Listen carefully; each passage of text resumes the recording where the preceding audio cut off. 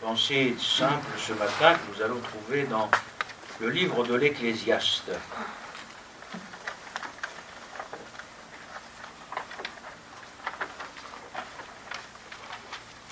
Je vous invite au chapitre 7 et au verset 8.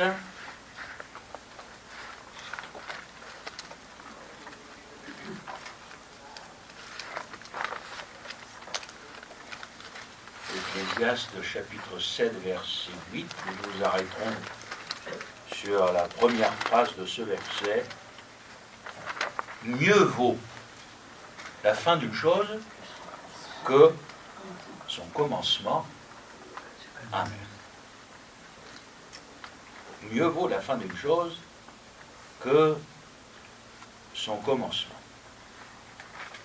Et nous allons ensemble, frères et sœurs, une fois de plus, être confrontés à ce que la Bible nous dit, quand le Seigneur nous rappelle que ses pensées ne sont pas nos pensées. Et là, nous allons encore ce matin, au travers de notre méditation, bien réaliser qu'il y a un fossé entre la manière avec laquelle Dieu voit les choses et la manière avec laquelle les hommes voient les choses. Je crois qu'il faut vraiment que le Seigneur nous donne la grâce de toujours avoir présent dans notre esprit que nos voix ne sont pas ses voix. Pourtant, nous en entendons des voix, surtout les nôtres. Hein. Ça marche là-haut chez vous aussi? Ça... Oh là là! Il y a des fois, on aimerait bien même que ça se calme. Hein. Le problème, voyez-vous, frères et sœurs, c'est quand... Parce qu'on ne peut pas empêcher notre cerveau de fonctionner. Le problème, au niveau spirituel, c'est quand on va prendre nos pensées pour celles de Dieu. Et je peux vous dire que ça arrive souvent. Alors, moi je crois que souvent, l'homme, dans sa logique, mettrait plutôt ce verset à l'envers. L'homme dirait, il vaut mieux le commencement d'une chose plutôt que sa fin. Et le Seigneur dit, lui, il vaut mieux la fin d'une chose plutôt que son commencement. On pourrait dire, il vaut mieux naître que mourir. J'en suis pas convaincu. Quand on est chrétien et qu'on meurt, l'apôtre Paul va dire, être avec Christ, c'est ce qu'il y a de meilleur. N'est-ce pas? Donc, partir avec le Seigneur, c'est ce qu'il y a de mieux. Donc, vaut mieux la fin. Vous savez, j'y peux rien, il m'a tellement marqué, mais je pense à mon grand-père Boudin. Quand il faisait une inhumation, vous ne l'avez pas connu sous cet aspect-là, vous. Ça, c'est la famille derrière, vous savez. Une fois qu'il avait fini l'enterrement, il disait « Encore un que le diable n'aura pas ». Mais oui, voilà, ça c'était nos vieux pasteurs, ça c'était mon grand-père. Tiens, mais voilà, encore un, encore une, que le diable n'aura pas. Parce que vous savez très bien qu'on peut bien commencer, mais il faut aussi bien finir. Il y a assez de souffrance dans nos cœurs de tous ceux qu'on a vus commencer avec le Seigneur et qui malheureusement aujourd'hui sont dans la nature. Hein. Donc, je crois que c'est le Seigneur qui a raison lorsqu'il dit il vaut mieux la fin d'une chose que son commencement. Terminer son parcours en vainqueur, voilà quelque chose d'important aux yeux de Dieu. Rester fidèle jusqu'au bout.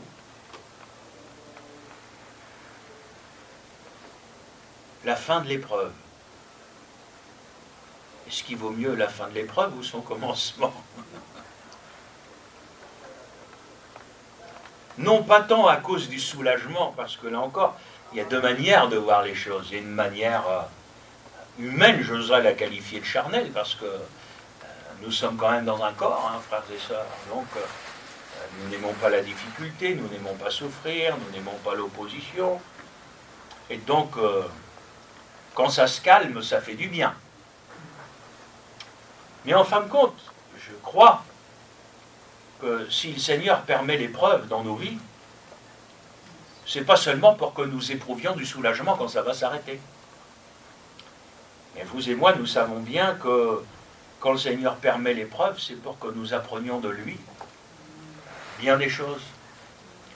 Donc, quand la parole de Dieu va nous dire mieux vaut la fin d'une chose que son commencement, ce qui concerne l'épreuve, c'est mieux vaut la fin de l'épreuve à condition que nous ayons appris ce que le Seigneur souhaite que nous apprenions au travers de l'épreuve.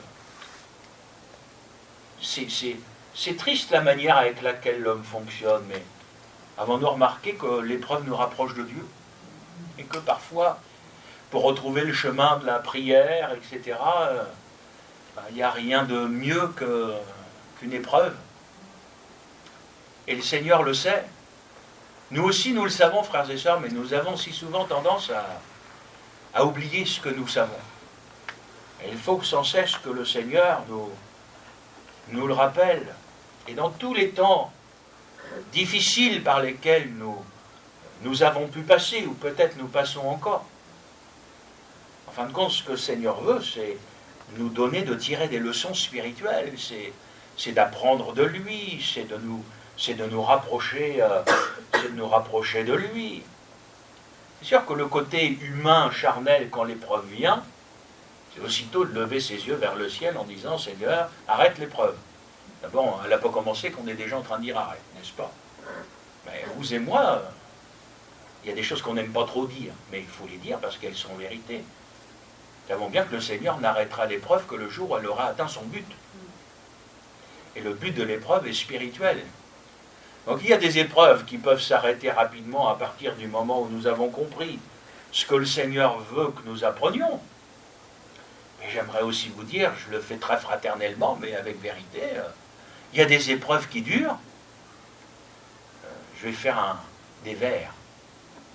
Parce que nous avons la tête dure. Non? Il y a des fois, frères et sœurs, je réalise même des fois dans la vie, il y a des gens, ils ne veulent pas comprendre. Ils comprennent, mais quelque part, ils ne veulent pas. Vous savez, frères et sœurs, il y a des moments où le Seigneur nous amène à des choix qui, bien que convertis, même au Seigneur depuis des années, mais ces choix vont orienter différemment nos vies. Ces choix vont changer notre manière de vivre. Et parfois, on arrive à un certain âge où on n'a plus envie de changer. On est installé comme ça. Jusqu'au bout, je veux te suivre. Seigneur, garde-moi fidèle jusqu'au bout, ça va bien. Mais on ne réalise pas parfois, frères et sœurs, qu'on a encore des progrès à faire, des choses à apprendre de Dieu, des domaines dans nos vies qui ont besoin encore d'être changés par le Seigneur. Puis on arrive à la fin de l'année. Alors, mieux vaut la fin de l'année que le début.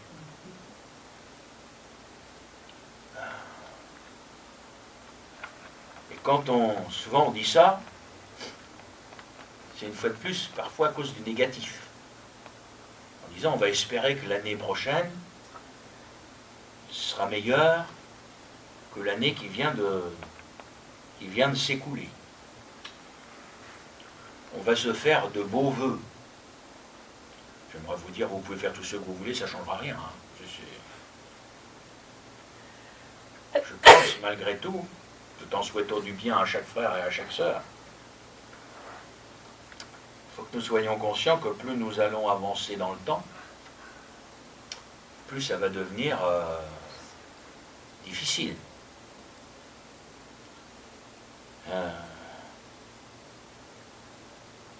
Voyez-vous, frères et sœurs, j'ai toujours entendu dire que notre pire ennemi, c'était nous-mêmes, mais on veut toujours essayer d'éviter la difficulté. On voudrait que tout aille bien. Désolé si je vous casse un tout petit peu le moral ce matin, mais j'ai envie de vous dire que ce n'est pas possible. C'est du rêve. La vie du chrétien, et je pense que ce qui se passe dans le monde nous le montre aujourd'hui, puisque c'est le diable qui règne, hein. Mais la vie du chrétien, c'est un combat quotidien. Pour ça, quand la Bible me dit à chaque jour suffit sa peine, je crois qu'il faut vraiment que nous soyons conscients de cela, Certainement, nous avons cette année connu des difficultés, des combats que nous allons être contents de laisser. On ne sait pas quels sont ceux qu'on va trouver l'année prochaine. Et il y en aura. Et il y en aura. Faut pas, frères et sœurs, vivre comme des doux rêveurs, vous savez, alléluia avec le Seigneur, tout va bien, c'est la paix, c'est la joie chaque jour, plus de soucis, plus de peine, plus d'inquiétude. Ça, c'est pas vrai. Ça, c'est pas vrai. Frères et sœurs, la vie, justement, avec le Seigneur, c'est une vie difficile. Le Seigneur a dit, vous aurez des combats, vous aurez des tribulations. Il a dit, soyez courageux, parce que je suis avec vous, j'ai vaincu le monde. Mais, frères et sœurs, les combats, les tribulations sont là. Alors, c'est vrai que quand on lit ce texte, mieux vaut la fin d'une chose que son commencement. On va avoir une tendance naturelle à comparer certains temps, à comparer certaines situations. Après, je vous invite à relire le livre de l'Ecclésiaste avec cette expression « mieux vaut ». Vous verrez que là, il est question du temps, mais on remarquerait qu'il y a beaucoup de situations où l'Ecclésiaste a écrit « mieux vaut ». Hein? Et ce sont des leçons spirituelles. Il faut qu'on se mette à l'écoute de Dieu, frères et sœurs, pour tirer les leçons spirituelles, pour réfléchir. Je crois que le mode de vie d'aujourd'hui fait que les gens courent tout le temps. Vous écoutez les retraités, avant d'être à la retraite, ils vont vous dire quand je serai à la retraite, j'aurai le temps de faire ceci, de faire ceci, de faire cela. Le jour où ils sont à la retraite, vous écoutez, et ils vont vous dire j'ai parfois peut-être même encore moins de temps que quand je travaillais. Et c'est comme ça tout le temps. On vit dans une vie où on court tout le temps. Le problème, c'est qu'on ne prend plus le temps de réfléchir. On ne prend plus le temps de se tenir devant Dieu, de voir les choses comme le Seigneur désire que nous les voyons. Et vous savez, c'est au contact de Dieu, c'est dans la communion avec Dieu, c'est quand dans la présence de Dieu, le Seigneur, par le Saint-Esprit, va pouvoir toucher nos pensées, va pouvoir toucher nos cœurs. C'est là qu'on va vivre ces choses. C'est là, frères et sœurs, qu'on va réaliser que nos pensées ne sont pas les pensées de Dieu, que nos voix ne sont pas ses voix.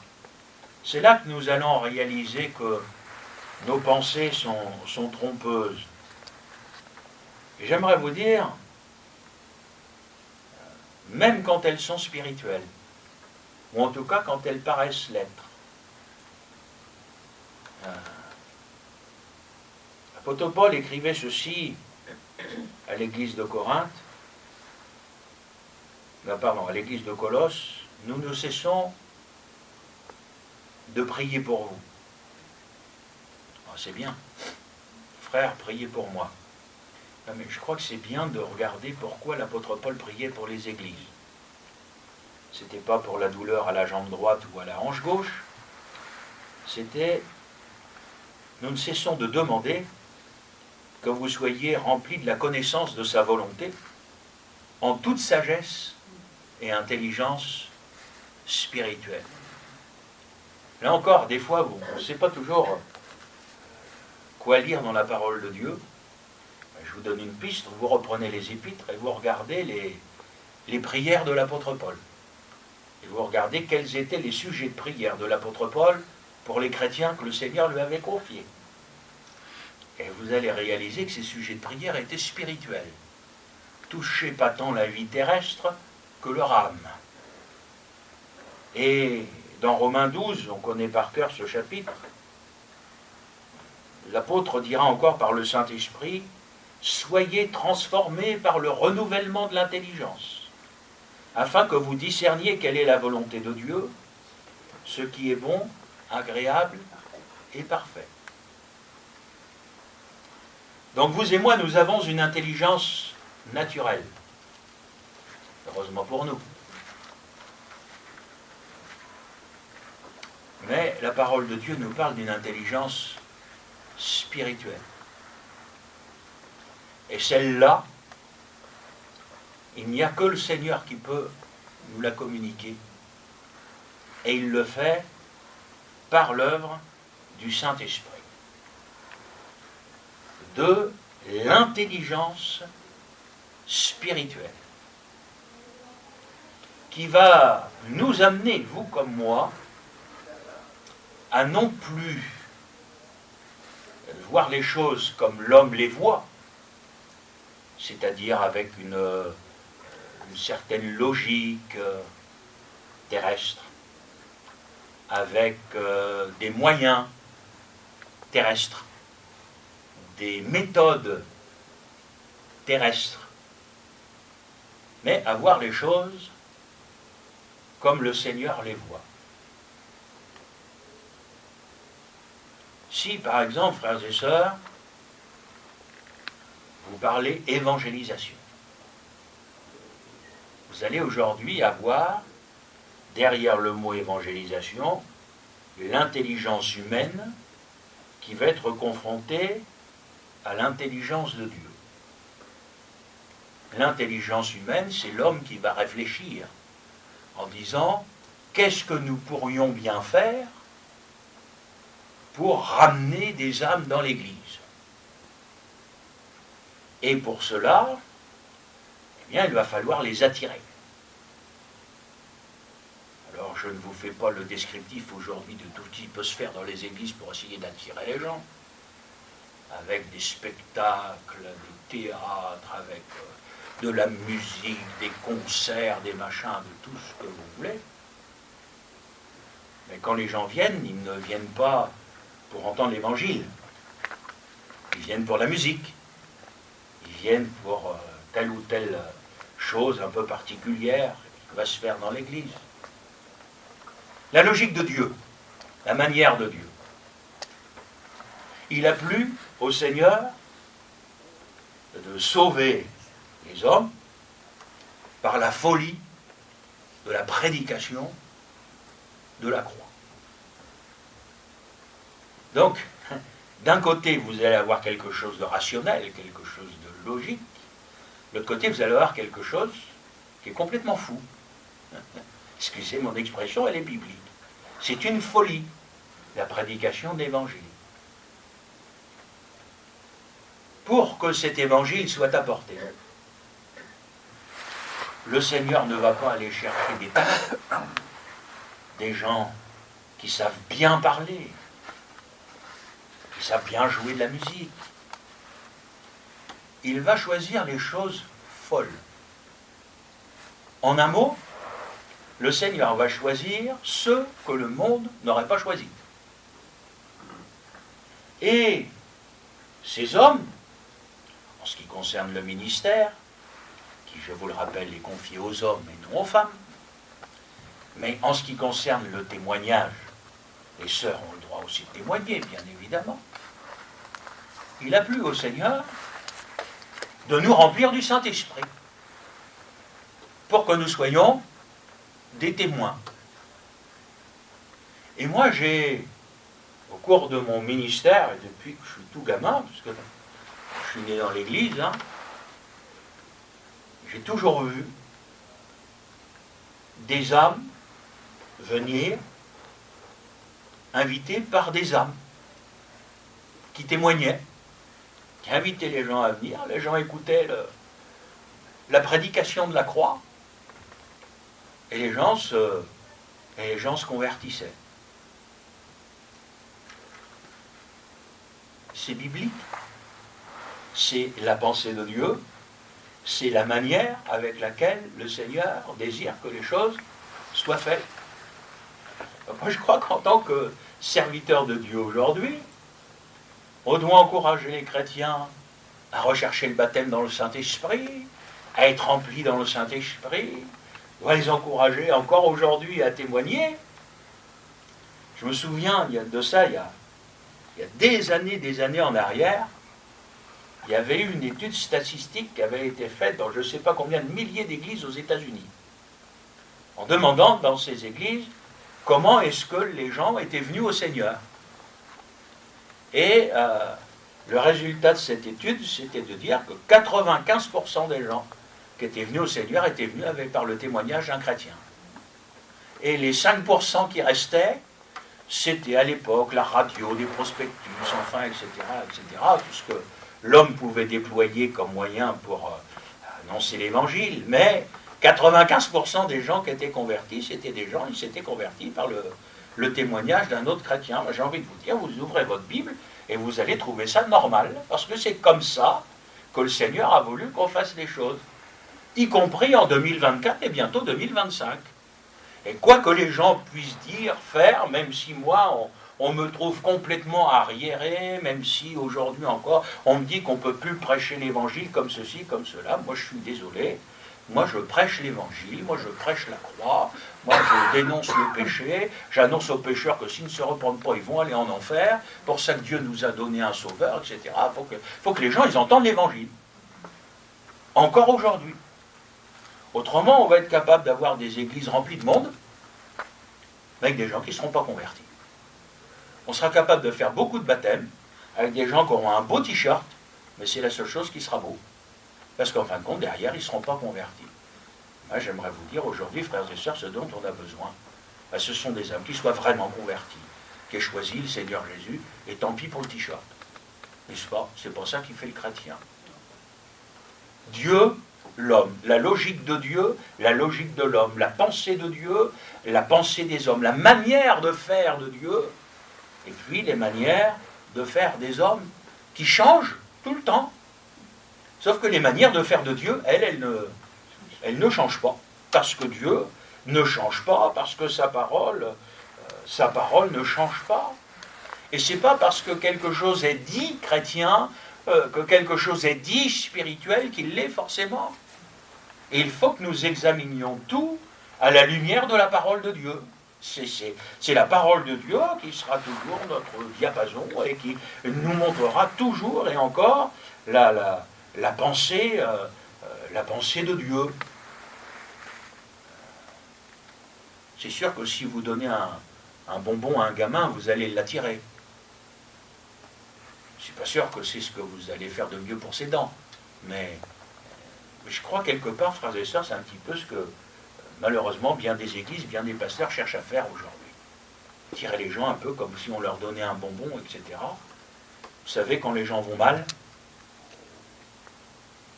vous avez remarqué que les gens, quand ils se convertissent, souvent, il faut que ça aille mal pour qu'ils viennent à l'église, et c'est là qu'ils se tournent vers le Seigneur.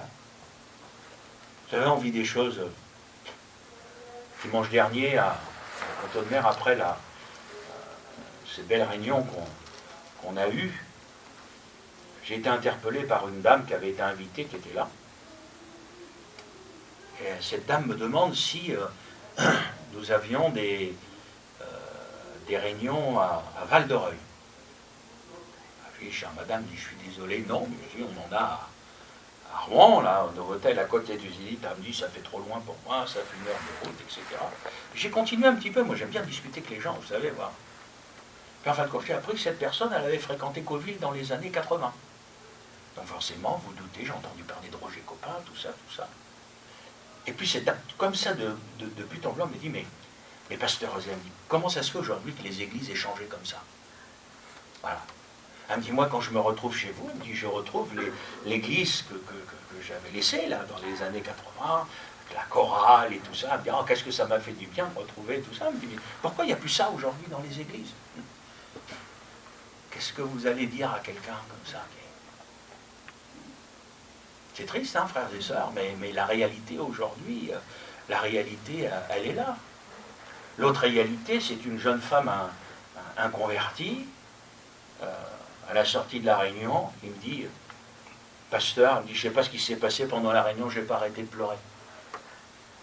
Elle me dit, j'entendais les cantiques, elle me dit, mais c'est tellement beau ce qui était chanté, je pleurais. Elle me dit, je vous entendais là, parler, elle me dit, je pleurais, ça touche mon cœur, etc. Alors je lui ai sorti acte 2, je lui ai dit, voyez-vous, Il est sur le cœur vivement touché. Je dis, voilà, ça c'est l'œuvre de Dieu à l'écoute de la parole de Dieu. Donc j'ai dit, voilà, madame, le Seigneur est en train de toucher votre cœur.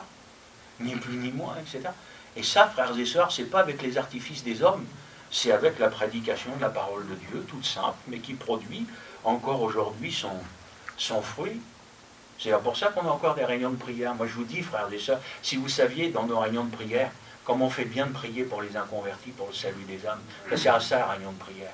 Et là après les âmes, vous les voyez, elles sont touchées, etc. Et ça c'est formidable. Et ça, bien sûr, ce n'est pas les méthodes des hommes. Ce sont les méthodes de Dieu. C'est pour ça, j'ai envie de vous dire aujourd'hui, évangéliser, oui, mais pas n'importe comment. J'ai toujours entendu, moi, certains pasteurs dire que l'évangélisation, c'était la mission première de l'Église, etc. Je dis, c'est faux. C'est faux. C'est une des missions de l'Église. Mais ce n'est pas la mission de l'Église, c'est une de ses missions. Jésus, quand il a dit à ses disciples d'aller par tout le monde, il a bien dit de faire des disciples. Et de leur enseigner tout ce qu'il leur avait prescrit. Pas seulement de les évangéliser, mais après les avoir évangélisés, il faut leur enseigner la parole de Dieu pour qu'ils apprennent à obéir à ce qui est écrit dans la parole de Dieu. Oh Gilles, qu'est-ce que tu as dit encore ce matin? Tu as parlé d'obéir. Eh bien oui. Parce que l'obéissance, elle n'a pas été évacuée du Nouveau Testament, frères et sœurs. Et voyez-vous, aujourd'hui, c'est ça, aujourd'hui, moi, on a l'impression, c'est pas seulement de nouvelles églises, de nouvelles formes, on a l'impression qu'il y a un nouveau message, quoi. C'est plus le message de la parole tel qu'on l'avait entendu, le message de l'évangile, le message de l'obéissance, de la consécration, de la sanctification, et tout ça, on a l'impression que tout ça, c'est... Mais c'est le cœur. Vous enlevez tout ça, il reste quoi? Mon papa me dit, tu sais, chez certains, dans leur Bible, il ne reste plus que la couverture. À force d'enlever des choses de dedans, c'est plus pour nous, bah à la fin, il ne reste plus que la couverture. Frères et sœurs, il faut que le Seigneur nous donne la grâce d'être dans la pensée de Dieu. C'est ça qui est essentiel. C'est d'être dans la pensée de Dieu, c'est d'être dans la volonté de Dieu, c'est d'être dans la vision de Dieu. Ce n'est pas la vision d'un homme. Si on veut savoir comment ce que Dieu pense, comment Dieu veut qu'on fasse les choses, ben j'ai envie de dire, il suffit d'ouvrir la parole de Dieu. Et cette parole, elle a traversé les siècles, elle a traversé les générations, et c'est encore cette même parole qui nous conduira, qui nous a conduit cette année, et qui nous conduira l'année prochaine. Il n'y a pas d'autre manière de faire, frères et sœurs. Après, on sort de la parole de Dieu. Alors on va toujours mettre, c'est comme le sel dans la soupe, on va saupoudrer du chrétien comme ça dessus, mais c'est pas ça qui fait la réalité. Moi, j'ai rencontré parfois des chrétiens qui se sont sentis perdus. Parfois, ils ne savaient plus trop quoi penser, où ils en étaient, parce qu'ils avaient pris leur pensée pour la volonté de Dieu. Je pense à quelqu'un en particulier, c'était lié au service, il était convaincu que le Seigneur l'appelait à ceci, à cela. Puis quand vous êtes serviteur de Dieu, quelquefois, il faut prendre le volant et puis remettre les gens dans la bonne voie. Vous savez, on peut s'auto-convaincre de certaines choses, penser que c'est Dieu, que ça vient de la volonté de Dieu, et puis des moments se retrouver à pas être bien. Vous savez, frères et sœurs, quand les choses viennent de Dieu, elles s'accomplissent toujours. Et quand ça ne vient pas de Dieu, on peut essayer parfois mais il ne faut pas essayer de forcer les choses, etc. Il faut laisser le Seigneur, faut laisser le Seigneur faire. Vous savez, mes frères et sœurs, quand on va entrer dans ce domaine spirituel, de chercher à penser comme Dieu pense, on ne va pas rester assis. Au niveau spirituel, bien sûr, je parle. Mais il va y avoir un feu dans notre cœur, un désir d'aller plus loin. Même chez les anciens. Parfois, c'est le danger chez les anciens, de dire, ben voilà, maintenant, place aux jeunes et tout ça. Puis non, vous avez des anciens qui ressemblent à Caleb. Vous savez, ils sont vieux, mais ils en veulent encore avec le Seigneur, jamais fini. On me dit que le Seigneur nous donne des anciens comme ça. Mais voyez-vous, frères et sœurs, toujours ce désir, cette soif, jeune ou moins jeune, qu'on puisse reprendre ces textes des psaumes qui disent, mais mon âme a soif du Dieu vivant. Moi, je suis comme vous savez, c'est comme le brame du cerf, hein, comme le brame du cerf. Voilà, c'est ces désirs qui se portent vers Dieu. Toujours envie d'aller plus loin, toujours envie de mieux connaître le Seigneur, toujours envie, frères et sœurs, comme je dis toujours, de ne pas vivre sur les expériences du passé, même si elles sont belles, mais que le Seigneur nous donne une actualité, qu'il nous renouvelle dans le Saint-Esprit, et qu'encore aujourd'hui, par la grâce de Dieu, eh bien, nous puissions vivre de belles choses et de les vivre par le Saint-Esprit, comme on en a besoin. Je crois qu'en fin de compte, aujourd'hui, peut-être le Saint-Esprit n'est pas tellement recherché, alors que c'est ce qui manque le plus à l'Église, quoi. Quand on regarde le livre des Actes des Apôtres, moi je vous dis, frères et sœurs, on n'a besoin de rien d'autre. Si les chrétiens, si l'Église était remplie du Saint-Esprit aujourd'hui, voilà, c'est tout ce dont on a besoin, le Saint-Esprit, la parole de Dieu. Hein. Pourquoi les chercher compliqués alors que c'est si simple? Et donc, être amené à considérer que la fin d'une chose vaut mieux que son commencement. Que une fin d'année doit être pour nous une fin d'année spirituelle. Et de réfléchir et de tirer les leçons spirituelles de l'année. Pas du soulagement, parce que voilà, ça a été difficile, Seigneur, j'espère que l'année prochaine ce ne sera pas difficile. Si vous pensez ça, vous allez vous tromper. Mais de tirer des leçons, d'accepter, de faire un bilan de nos vies spirituelles. Est-ce que je termine au niveau de ma vie spirituelle l'année mieux que je l'ai commencée? Est-ce que tu as fait des progrès, mon frère, ma soeur, cette année? Ah, ça c'est bien comme question. Bien sûr, c'est le pasteur qui la pose, hein. Mais moi je vous dis, ça c'est une bonne réflexion. Se dire, Seigneur, est-ce que par ta grâce, eh bien ma vie spirituelle, ça va de l'avant? Est-ce que vous avez tendance à penser que vous avez stagné, que ça ne progresse pas beaucoup, etc. Mais c'est important de faire un bilan, puis de se dire, ah, moi je me parle à vous, vous parlez à vous. Je me dis, mon gars, alors des fois, il faut se parler. Dire, ah, mais ça, faut que ça change, ça. Béni soit Dieu, ça, ouais, j'ai progressé tout, mais là, quand même, voyez-vous, derrière tout ça, frères et sœurs, moi j'aimerais vous dire, c'est bon. C'est bon au niveau spirituel, il faut le faire. Il faut le faire, il ne faut pas qu'on vive dans un monde d'illusions. Il faut qu'on regarde la réalité de notre vie, la réalité de nos vies spirituelles. Et trop souvent, les gens font des vœux pour l'année suivante en disant, ben voilà, on va fermer la porte de 2024 et puis on va ouvrir celle de 2025, et puis sans forcément réfléchir à ce qui s'est passé, vraiment analyser les choses au niveau spirituel.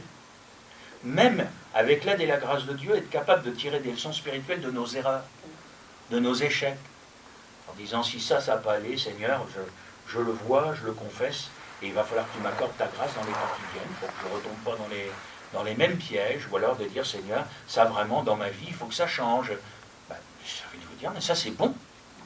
Ça c'est bon, frères et sœurs, c'est pas du négatif, c'est vraiment, eh bien, entamer comme il le faut, je crois, avec le Seigneur, eh bien, une année nouvelle.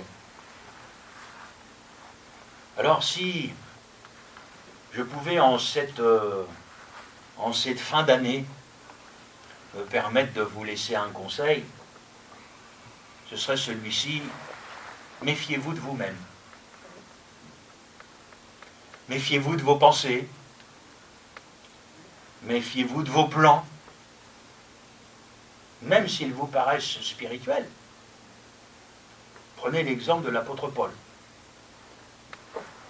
Il avait pour objectif d'aller évangéliser l'Asie. C'est spirituel ou pas? Pas plus spirituel que ça.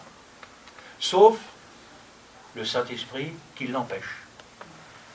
Le Seigneur, l'Esprit Saint, lui dit non. Ah.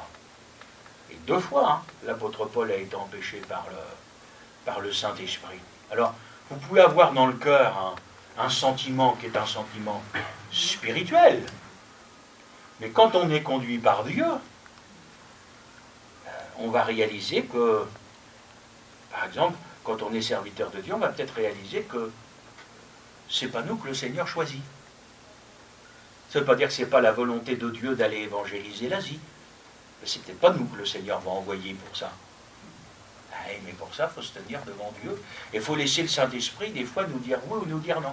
Moi, je suis parfois un peu décontenancé quand je vois des chrétiens qui ne comprennent pas que le Seigneur puisse leur dire non. Et quand on veut faire la volonté de Dieu, on va dire: Seigneur, je veux faire ta volonté. J'ai envie de vous dire, la volonté de Dieu, c'est oui ou c'est non. Alors quand c'est oui, ça nous arrange bien. Et si jamais les choses ne se déroulent pas comme nous, on avait vu, on avait prévu, si le Seigneur dit non, etc., j'en vois des fois, oh là là là là. J'ai envie de vous dire, frères et sœurs, être soumis à la volonté de Dieu, c'est accepter aussi que le Seigneur puisse nous dire non, puisse dire: mais c'est pas toi, ça ne veut pas dire que l'œuvre ne se fera pas, etc., mais c'est accepter d'entrer dans cette vie où on ne fait pas seulement des belles prières en disant: Seigneur, je veux que ta volonté soit faite, mais cette volonté, on l'accomplit, même si les plans de Dieu ne sont pas nos plans. Donc les vœux, c'est une chose. Moi, j'ai remarqué, même chez les chrétiens, vous allez être obligé d'y repenser parce que ça va arriver vite maintenant, mais vous allez voir que même chez les chrétiens, les vœux sont terrestres. Une bonne année, une bonne santé surtout. Pourquoi, qu'est-ce qui pourrait t'arriver? Tu partirais avec le Seigneur? On est d'accord? Alors oui, moi je souhaite que personne soit malade et tout ça, entendons-nous bien. Mais quand vous reprenez quand même les épîtres de Jean, c'est beau, hein? Il y a longtemps que vous avez lu? Il y a des noms là-dedans. Que moi j'aime bien entendre. Hein. Il y en a un petit peu moins. Mais il y en a quand même dedans. Je fais des vœux. Puis là, c'est du spirituel. Alors moi je fais des vœux. Je ne vous dis pas j'ai des rêves. Je vous dis je fais des vœux. Puis je dis: Seigneur, bénis notre groupe en 2025. Donne-nous de rester fidèles. Ah ouais. Rester fidèles à la parole. Même si on reste un petit nombre. Ça, c'est pas grave. L'essentiel, c'est pas le grand nombre. Et aujourd'hui, je peux vous dire que c'est lourd de sens que je peux vous porter. Aujourd'hui, l'important, c'est d'être et de rester fidèle au Seigneur, de rester jusqu'au bout. On prie, puis après, que la volonté du Seigneur se fasse. S'il plaît au Seigneur de nous donner un local, merci au Seigneur. Si on reste là, merci Seigneur. L'essentiel, c'est de se retrouver. Hein? Si vous saviez, moi j'en ai fait des réunions avec tous les voyages que j'ai faits, dans des endroits qui étaient moins confortables que ceux-là. Hein. J'ai fait des réunions avec les rats qui me passaient sur les pieds et tout ça, il y en a, ils seraient partis en courant ici. Hein. N'est-ce pas? Croyez pas? Bon. Vous êtes en sandales, vous sortez un truc sur vos pieds, vous regardez, vous avez un bestiau comme ça qui vous a passé entre les jambes là et tout. Bon, voilà, c'est comme ça. L'évangile n'en était pas moins prêché. Vous savez, ma maman m'a toujours parlé d'Orbeck. Ça vous dit quelque chose, Orbeck? Non. Ah, c'est dans la campagne normande, c'est pas très très loin de Lisieux. Et il me racontait qu'à l'époque, le grand-père là-bas a fait les premières réunions d'évangélisation dans une grange. Et pour que les chrétiens puissent s'asseoir, ils prenaient les bottes de paille. Puis ils les mettaient comme des rangées comme ça, puis les gens s'asseyaient dessus. Si vous êtes déjà assis sur une botte de paille, je pense que au bout de 10 minutes ou un quart d'heure, ça devait piquer les fesses quand même, je ne sais pas, mais j'ai quand même l'impression que ce n'était pas ce qu'il y avait de plus confortable. Sauf que dans cette grange, l'évangile a été annoncé, des gens sont convertis, il y a des miracles qui se sont passés, etc. Bon, après, il y a eu une église. Pour ça, je vous dis, frères et sœurs, vous savez, on a un local qui nous permet de nous réunir, que la volonté de Dieu se manifeste pour le reste. On est quand même mieux qu'assis sur des bottes de paille, n'est-ce pas? Je pense que peut-être on aura du mal à se relever. Et bien, sachons bénir Dieu pour ce qu'on a. Et puis le reste, après, c'est entre les mains du Seigneur. Je dis, Seigneur, que ta volonté se fasse. Tu nous conduis, Seigneur, et puis voilà. Alors, je souhaite une bonne année 2025, vous doutez bien. Avec l'affection aujourd'hui qui nous unit, on souhaite le mieux pour chacun. Mais moi, vous savez ce que je me dis? Je me dis, Seigneur, si tu pouvais revenir. Vous dites pas ça, vous? Hein? Oh, moi je dis, Seigneur, il y en a marre. Moi, quand je vois tout le bazar qu'il y a, la politique dans le monde, tout ça partout, je dis, Seigneur, si tu pouvais revenir comme ça, on serait parti avec toi, on serait bien. Courage, frères et sœurs. Il revient. Il revient bientôt. Que le Seigneur nous tienne fidèles et nous fasse du bien à chacun. On prie ensemble.